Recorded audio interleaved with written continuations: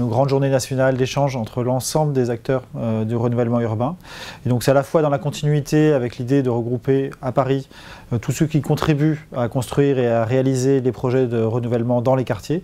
Et puis à la fois des éléments d'évolution, on regarde la temporalité, parce qu'on est à la croisée des deux programmes, à la croisée pour le deuxième programme de la conception et de la réalisation des projets, en se positionnant à la Grande Halle de la Villette, dans un lieu qui a lui-même été un lieu historique de renouvellement urbain et d'évolution profonde d'un quartier.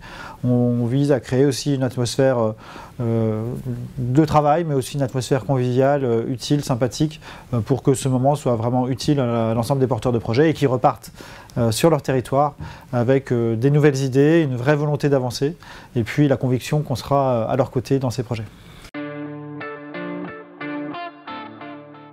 Dans une logique de travail entre l'ensemble des acteurs et on a nous-mêmes à apprendre des porteurs de projets qui, chaque jour sur le terrain, inventent et réinventent la façon de faire du renouvellement urbain avec les habitants, là aussi eux-mêmes dans une démarche de co-construction, et puis avec l'ensemble des partenaires sur les territoires pour redessiner nos quartiers, leur redonner un nouveau visage et puis un nouvel avenir, un nouvel élan dans cette période.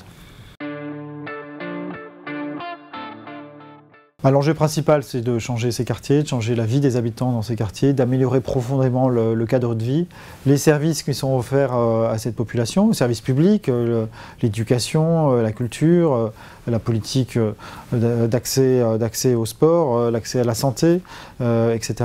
Mais aussi les services qui sont offerts en termes économiques, les commerces, l'activité économique présente dans ces quartiers ou pour les habitants des quartiers qui accèdent plus facilement au reste de l'agglomération. On raisonne non plus seulement à l'échelle du quartier, mais à l'échelle plus large du territoire, de l'agglomération, pour rééquilibrer davantage la politique qui est conduite. Rééquilibrer en termes d'habitat, de logement, sous quelle forme et à quels endroits le logement doit se développer sur un territoire, et comment on évite de reconcentrer les populations qui ont le plus de difficultés dans les mêmes quartiers au fil des années. Mais ça s'applique aussi à des thématiques telles que le développement économique. Là aussi, comment on diversifie l'accès et l'activité économique et son implantation sur un territoire au sens large pour que ça bénéficie aussi aux habitants des quartiers.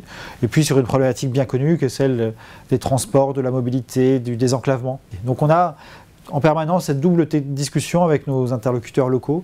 La discussion globale, à l'échelle de l'agglomération, parce que c'est là qu'on a les leviers, et puis la discussion ciblée sur le quartier pour trouver les meilleures solutions, les meilleures réponses à la situation des habitants.